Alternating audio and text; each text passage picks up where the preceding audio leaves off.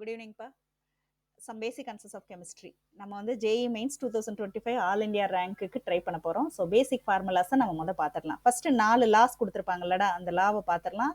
அதிகமாக இந்த loss base பண்ணி நம்மளுக்கு ஆக்சுவலாக அந்த லாஸை வந்து நம்ம 10th ஸ்டாண்டர்ட்லேயே படிச்சிருப்போம். சின்ன ரீகால் தான் கொடுக்க போகிறேன். Law of conservation of mass அப்படின்னா என்ன அர்த்தம்? ப்ராடக்ட் மாஸும் ரியாக்டன்ட் மாஸும் ஈக்குவலாக இருக்கும். இதை தவிர்த்து இதில் தெரிஞ்சுக்கிறதுக்கு வேற ஒன்றும் இல்லைடா. ஸோ எப்பயுமே ப்ராடக்டோட, அதாவது ஒரு ஸ்டாக்கியோமெட்ரிக் ஈக்குவேஷன் எழுதுனீங்கனாலும் சரி, ஏதாவது ஒரு ரியாக்டன்ட்டை ப்ராடக்டா கன்வெர்ட் பண்றீங்கனாலும் சரி, ரியாக்ஷன் ஸ்டார்ட் பண்றப்ப என்ன மாஸ் இருந்ததோ அதான் ரியாக்ஷன் முடியிறப்பையும் அதே அளவுக்கு மாஸ் தான் இருக்கும். அதான் law of conservation of mass. And then law of constant proportion. Constant ப்ரொபோர்ஷன்ங்கிறது என்ன அப்படின்னா, இப்போ ஒரு மாலிகுல் இருக்கு, அந்த மாலிகுலை நீங்க எந்த மெத்தட்ல ப்ரிப்பேர் பண்ணீங்க அப்படின்னாலும் அதோட ப்ரொபோர்ஷனாலிட்டி மாறாது. இதுக்கு ஒரு எக்ஸாம்பிள் எடுத்து சொல்லணும் அப்படின்னா, CO2 எடுத்தோம்னா, இப்போ CO2வை நான் எந்த மெத்தட்ல வேணாலும் ப்ரிப்பேர் பண்ணிக்கலாம். டிஃபரெண்ட் மெத்தட்ல ப்ரிப்பேர் பண்ணி பார்த்துருந்தேனாலும் எல்லாத்துலேயுமே CO2வோட ப்ரொபோர்ஷன் ஒன்று போல தான் இருக்கும். இது இப்போ பார்க்கறதுக்கு ஈஸியாக இருக்கும். பட் அப்போ வந்து நம்மளுக்கு ஃபார்முலாஸ் எல்லாம் இல்லை இல்லையா? ஃபார்முலாஸ் எல்லாம் லேட்டராக தான் நம்ம கண்டுபிடிச்சோம். அந்த மூல் இதெல்லாம் வச்சு தான் அதுக்கப்புறம் தான் ஃபார்முலாஸை ஒரு டெஃபைனைட் ஃபார்முக்கு கொண்டு வந்தோம். அப்போ நம்மளுக்கு இந்த லா ரொம்ப ஹெல்ப்பாக இருந்தது. இப்போ நம்மளுக்கு ஈஸி தான். ஏன்னா CO2 எப்படி ப்ரிப்பேர் பண்ணாலும் அது CO2 தானே அப்படிங்கிறது. பட் அப்பெல்லாம் CO2ங்கிறது தெரியாது. அவங்களுக்கு தெரிஞ்சதெல்லாம் கார்பன் டை ஆக்சைடுன்னு ஒரு காம்பவுண்ட் இருந்ததுன்னா அதில் 12 கிராம் மாஸுக்கு, அதாவது 12 கிராம் கார்பனுக்கு 32 கிராம் ஆக்சிஜன் மெயின்டைன் ஆகும் அப்படிங்கிறது அவங்களுக்கு தெரிஞ்சது. ஸோ கான்ஸ்டன்ட் ப்ரொபோர்ஷன் மெயின்டைன் ஆகும். Whatever maybe the preparation of carbon டை ஆக்சைடை எந்த மெத்தடில் ப்ரிப்பேர் பண்ணீங்கனாலும் 12:32ங்கிற ரேஷியோ இருந்ததுன்னா அது ஒரே காம்பவுண்ட் தான், அது கார்பன் டை ஆக்சைடு தான் அப்படிங்கிறது மட்டும்தான் அவங்களுக்கு தெரியும். 12:32 அந்த ரேஷியோவில் இருக்கும் அப்படிங்கிறது மட்டும்தான் அவங்களுக்கு தெரியும். இதுதான் law of constant proportion. So இப்போ இது பெரிய மேட்டர் கிடையாது. அடுத்த law of multiple proportion. So multiple compounds ஒரு வேளை ஃபார்ம் ஆச்சுன்னா ஹோல் நம்பர் ரேஷியோ மெயின்டைன் ஆகும். Law of multiple proportion. So law of multiple ப்ரொபோர்ஷனில் நான் எடுக்கிறேன். இப்போ ஒரு கார்பன் ஆக்சிஜன் சேர்ந்துச்சுன்னா CO-வும் ஃபார்ம் ஆகும், CO2வும் ஃபார்ம் ஆகும் இல்லையா? இப்போ CO-ல பார்த்தீங்கன்னா 12:16 இருக்கு. இதில் பார்த்தீங்கன்னா 12:32. ஸோ 12 நீங்கள் நம்ம கான்ஸ்டண்ட்டாக எடுத்துக்கிட்டோம் அப்படின்னா 32/16 ஹோல் நம்பர் மெயின்டைன் ஆகும். ஸோ ஒரு காம்பவுண்ட், 2 காம்பவுண்ட் சேர்ந்து more than one sorry 2 element சேர்ந்து more than one compound form பண்ணுச்சு அப்படின்னா அதில் இன்னொரு காம்பவுண்டோட ரேஷியோ ஹோல் நம்பரில் மெயின்டைன் ஆகும் அப்படிங்கிறது law of multiple proportion. And law of reciprocal relationship. இது ரொம்ப காம்ப்ளிகேட் பண்ணிக்கிட வேண்டாம். லா ஆஃப் ரெசிப்ரோக்கல் இல்லை லா ஆஃப் இன்வர்ஸ் ரிலேஷன்ஷிப் எல்லாமே ஒன்று தான். ஸோ இதில் லா ஆஃப் ரெசிப்ரோக்கல் ரிலேஷன்ஷிப்பில் என்ன ஆகும்னா, நீங்கள் 3 எலமெண்ட் எடுக்கணும். இது வரைக்கும் பார்த்ததெல்லாம் 2 எலமெண்ட் தான் எடுத்து பேசியிருப்பீங்க. இதில் 3 எலமெண்ட் எடுக்கணும். ஃபார் எக்ஸாம்பிள் இப்போ நீங்கள் வந்து ஹைட்ரஜன், ஆக்சிஜன், கார்பன் எடுக்கிறீங்க அப்படின்னா ஹைட்ரஜனும் கார்பனும் சேர்ந்து CH4 ஃபார்ம் பண்ணுது. அதே மாதிரி ஹைட்ரஜனும் ஆக்சிஜனும் சேர்ந்து H2O ஃபார்ம் பண்ணுதுன்னா கண்டிப்பாக கார்பனும் ஆக்சிஜனும் சேர்ந்து ஏதாவது ஒரு எலமெண்ட்டை ப்ரொடியூஸ் பண்ணும். அந்த எலமெண்ட்டோட ரேஷியோஸ் நீங்கள் செக் பண்ணி பார்த்தீங்கன்னா ஹோல் நம்பர் ரேஷியோவில் மெயின்டைன் ஆகும் அப்படிங்கிறத சொல்லியிருக்காங்க. ஸோ இது ரொம்ப காம்ப்ளிகேட் பண்ணிக்கிட வேண்டாம். இது பேஸ் பண்ணி நம்மகிட்ட கேட்குற கொஸ்டின் என்ன, இப்போ இதில் வந்து மெயினாக என்ன அப்படின்னா ரெசிப்ரோக்கல் ரிலேஷன்ஷிப் நீங்கள் கன்சிடர் பண்ணணும் அப்படின்னாலே அதில் 3 எலமெண்ட்டை நீங்கள் கம்பேர் பண்ண வேண்டியிருக்கும். That's all. இது தெரிஞ்சு வச்சுக்கிட்டா போதும். ஸோ இதே மாதிரி ரெசிப்ரோக்கல் ரிலேஷன்ஷிப் மற்றதுக்கும் போடலாண்டா. இப்போ சல்ஃபருக்கு நான் போடுறேன்னு வச்சுக்கோங்க. சல்ஃபர் ஹைட்ரஜன் சேர்ந்து காம்பவுண்ட் ஃபார்ம் பண்ணுது அப்படின்னா, அதாவது H2S ஃபார்ம் பண்ணுது. இதே சல்ஃபர் கார்பன் கூட சேர்ந்து கார்பன் டை சல்ஃபைட் ஃபார்ம் பண்ணுது அப்படின்னா கண்டிப்பாக கார்பனும் ஹைட்ரஜனும் ஒரு காம்பவுண்ட் ஃபார்ம் பண்ணும். That is CH4. இப்பெல்லாம் அது வந்து சாதாரணமாயிருச்சு. பட் அந்த கேஸில் 2 எலமெண்ட் ஃபார்ம், ஒரு எலமெண்ட் இன்னொரு எலமெண்ட் கூட ரியாக்ட் ஆகுது. அதே எலமெண்ட் இன்னும் வேற ஒரு எலமெண்ட் கூட ரியாக்ட் ஆகுதுன்னா தட் இஸ் இப்போ ஏக்கு பியை தெரியும், அதே ஏக்கு சியை தெரியும்னா கன்ஃபார்மா பிக்கும் சிக்கும் தெரியும். அதாவது பியும் சியும் ரியாக்ட் பண்ணும் அப்படிங்கிறதா இந்த மேட்டர். இது வந்து தெர்மோடைனமிக்ஸ்ல 0th லா ஆஃப் தெர்மோடைனமிக்ஸ் பண்ணியிருப்போம் இல்லையா, அது மாதிரி கூட நீங்க எடுத்துக்கிடலாம். So law of reciprocal relationship இவ்வளவுதான்டா. இது 4 லா. பட் இந்த லா பேஸ் பண்ணி நம்மளுக்கு அவ்வளவா கொஸ்டின் இருக்க போறது கிடையாது. ஏன்னா இது 10th ஸ்டாண்டர்ட் கான்செப்ட். நீங்க இதை பேஸ் பண்ணி இதை ரொம்ப கான்சென்ட்ரேட் பண்ணி படிச்சு உங்களோட நேரத்தை வீணடிச்சுக்க வேண்டாம். இதுல நீங்க சும்மா தெரிஞ்சு வச்சுக்கிட்டு இதுல சம்ஸ் கொஸ்டின்ஸ் வருது இல்லையா, அந்த கொஸ்டின்ஸ் ஒர்க் அவுட் பண்ணீங்கன்னா உங்களுக்கு நாலேஜ் இதுல மேபி உங்களுக்கு தெரியாத விஷயங்கள் இருந்தா அந்த கொஸ்டின் சால்வ் பண்றப்ப தெரியும். இதை போய் உட்காந்து படிச்சுட்டு நான் வந்து 4 லா படிச்சுட்டேன் அப்படின்னு திருப்தியோட இருந்தீங்க அப்படின்னா இந்த 4 லால இருந்து கொஸ்டின் வரும்னு சொல்லவே முடியாது. ஏன்னா இது நம்ம 10th கான்செப்ட்லேயே படிச்சிட்டோம். ஸோ இதை பத்தி நீங்க என்ன கிளியரா தெரிஞ்சுக்கிடணும், இல்ல இந்த லாஸ்லாம் என்ன கொஸ்டின் வரும் அப்படிங்கிறத தெரிஞ்சுக்கணும். நீங்க கொஸ்டின் தான் ப்ராக்டிஸ் பண்ணி பார்க்கணும். சரியா? இந்த பேஸ் பண்ண கொஸ்டின். சரி இதுல வந்து இப்போ பேசிக் ஃபார்முலாஸ் லெவலுக்கு வருவோம். Avogadro number. ஸோ அவகேட்ரோ நம்பருங்கிறது என்னது? 6.023 into 10 to the power 23. இது வந்து என்னன்னா 1 mole of anything. 1 mole of electron எடுத்துக்கலாம், 1 mole ஆஃப் ஆப்பிள் எடுத்துக்கிடலாம், 1 mole ஆஃப் எனி பார்ட்டிகிள் எடுத்துக்கிட்டிங்கன்னா அந்த 1 மோலுங்கிறது ஜஸ்ட் அ நம்பர். 6.023 × 10^23. ஏன் இவ்வளோ நம்பர்ஸ் எடுக்க வேண்டியிருக்கு அப்படின்னா, இவ்வளோ நம்பர்ஸ் எடுத்தால் தான் நம்மளுக்கு கிராமில் வெயிட் கிடைக்கும். ஆட்டம்ஸ் என்ன ரொம்ப ரொம்ப சின்னது. ஒரு ஆட்டம் 2 ஆட்டம்லாம் வெயிட் எடுக்க முடியாது. ஏன்னா உங்களுக்கு தெரியும் ஒரு புரோட்டானோடைய மாஸ் என்ன அப்படின்னா 1.66 × 10⁻⁻27 கிலோகிராம். இவ்வளவு கம்மியா இருக்கிறத, அதாவது ஒரு புரோட்டான் மட்டும்தான் ஹைட்ரஜன்ல இருக்கு, நியூட்ரான் கூட இல்ல இல்லையா? அப்ப ஹைட்ரஜனை நீங்க வெயிட் எடுக்கணும்னா எவ்வளவு கம்மியா இருக்கு பாருங்க வெயிட்.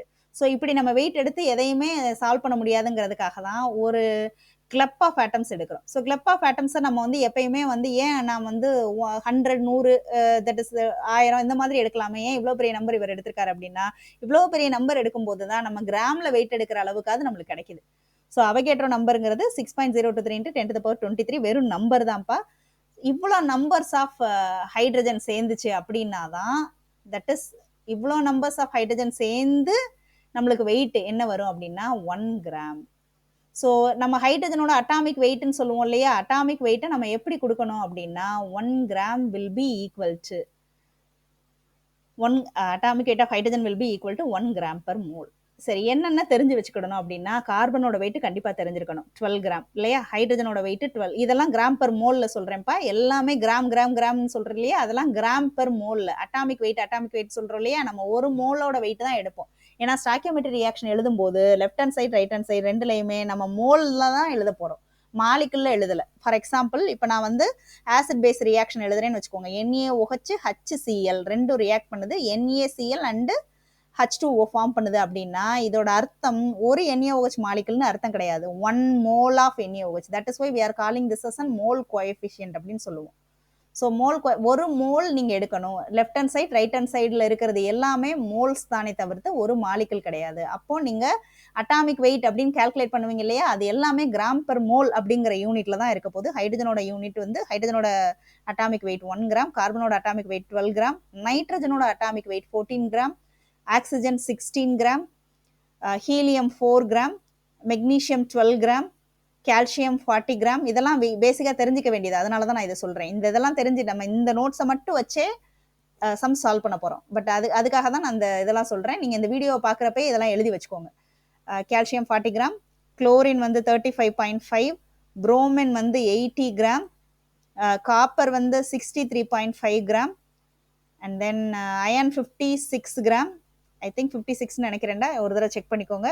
அண்ட் தென் அயோடின் வந்து 127 கிராம், அண்ட் தென் சில்வர் வந்து 108 கிராம். இதெல்லாம் தெரிஞ்சு வச்சிருக்கணும் கன்ஃபார்மா. சல்ஃபர் வந்து 32 கிராம், பாஸ்பரஸ் வந்து 31 gram,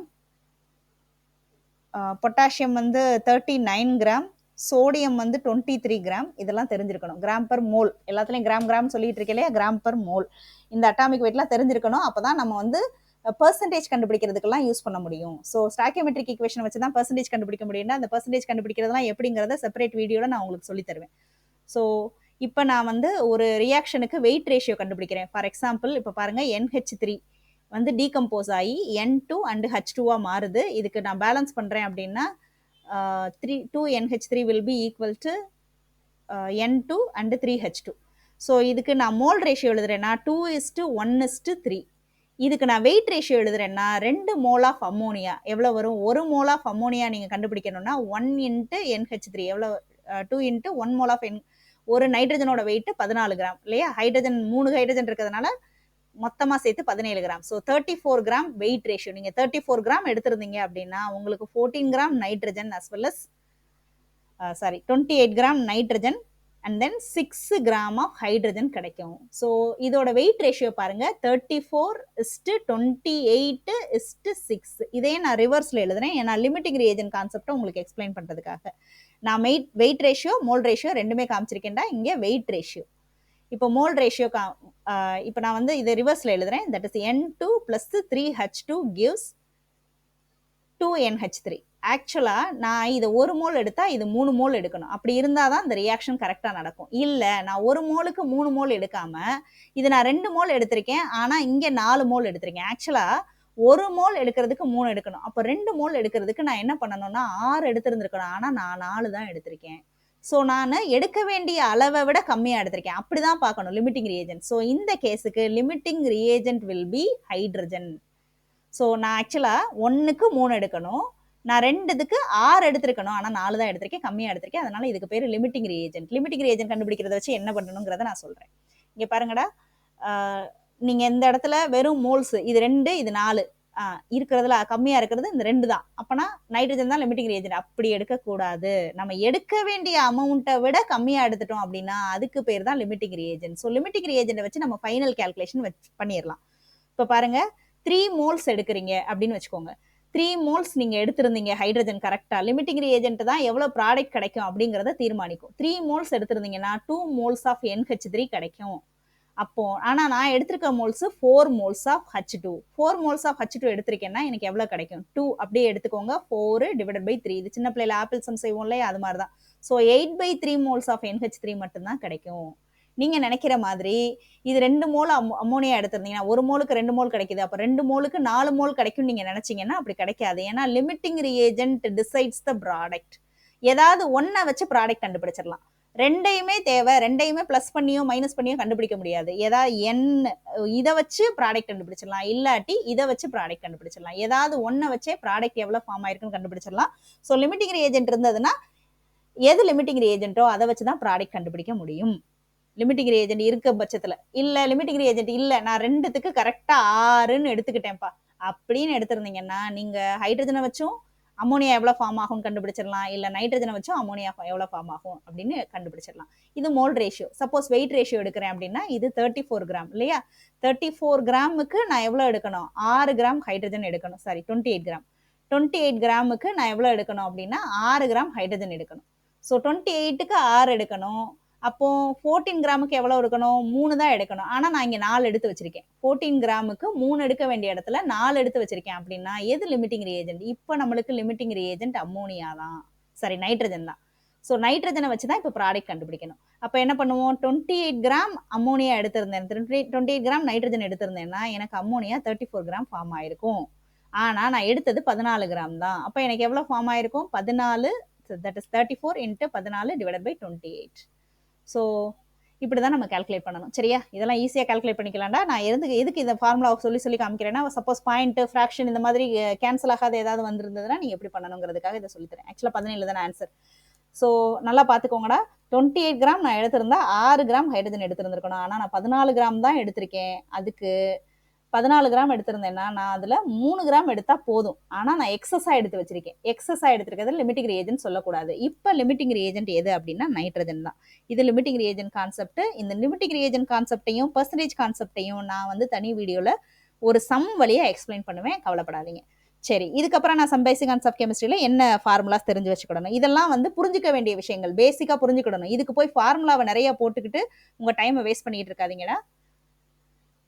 okay, I think 15 minutes video இல்லையா, முடிய போகுது. சரிடா, அடுத்த வீடியோவில் எக்ஸ்பிளைன் பண்ணுறேன். அதை எடுத்து ஃபார்முலாவை நோட் பண்ணி வச்சுக்கோங்க. ஓகேவா?